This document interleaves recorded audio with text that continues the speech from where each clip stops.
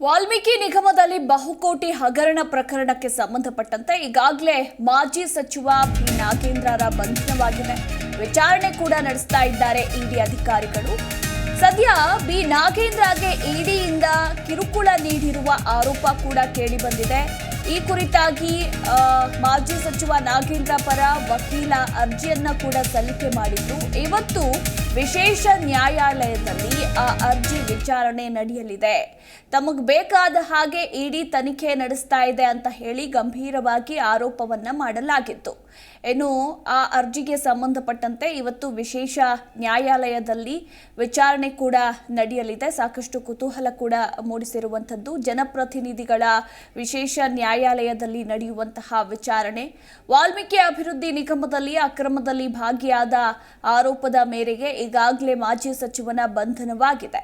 ಸದ್ಯ ಇಡಿ ವಶದಲ್ಲಿರುವ ಮಾಜಿ ಸಚಿವ ನಾಗೇಂದ್ರಗೆ ಒತ್ತಡವನ್ನ ಹಾಕ್ತಿದ್ದಾರೆ ಇಡಿ ಅಧಿಕಾರಿಗಳು. ತಮಗೆ ಬೇಕಾದ ಹಾಗೆ ತನಿಖೆಯನ್ನ ನಡೆಸ್ತಾ ಇದ್ದಾರೆ. ಬೇರೆ ಬೇರೆ ಹೆಸರುಗಳನ್ನ ಹೇಳುವಂತೆ ಒತ್ತಡವನ್ನ ಹಾಕ್ತಿದ್ದಾರೆ. ಅವರಿಗೆ ಹೃದಯ ಸಮಸ್ಯೆ ಇದೆ, ಅಂದ್ರೆ ನಾಗೇಂದ್ರ ಅವರಿಗೆ ಹೃದಯ ಸಮಸ್ಯೆ ಇದೆ ಅಂತ ಮಾಜಿ ಸಚಿವನ ಪರವಾಗಿ ಅವರ ವಕೀಲ ಅರ್ಜಿಯನ್ನ ಸಲ್ಲಿಕೆ ಮಾಡಿದ್ರು. ಸೊ ಹೀಗಾಗಿ ಆ ಅರ್ಜಿ ವಿಚಾರಣೆ ಇವತ್ತು ನಡೆಯಲಿದೆ.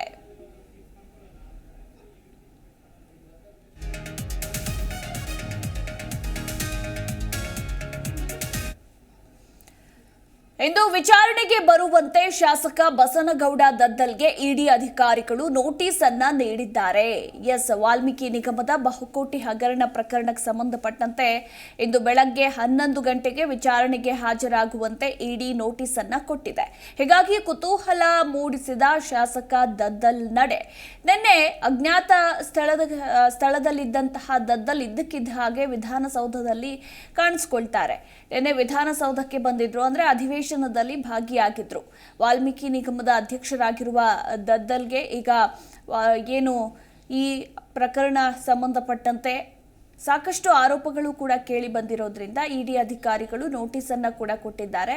ಹೀಗಾಗಿ ಇವತ್ತು ವಿಚಾರಣೆಗೆ ಹಾಜರಾಗ್ತಾರಾ ಇಲ್ವಾ ಅನ್ನೋದೇ ಬಹುದೊಡ್ಡ ಕುತೂಹಲ ಅಂತಾನೆ ಹೇಳಬಹುದು. ಇಂದು ಬೆಳಗ್ಗೆ 11 ಗಂಟೆಗೆ ವಿಚಾರಣೆಗೆ ಬರುವಂತೆ ಇಡಿ ಅಧಿಕಾರಿಗಳು ನೋಟಿಸ್ ಅನ್ನ ನೀಡಿದ್ದಾರೆ.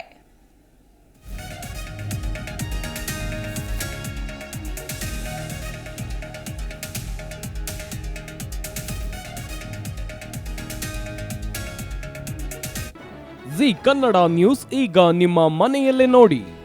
ಎಲ್ಲ ಕೇಬಲ್ಗಳಲ್ಲಿ ಈಗ ಲಭ್ಯ.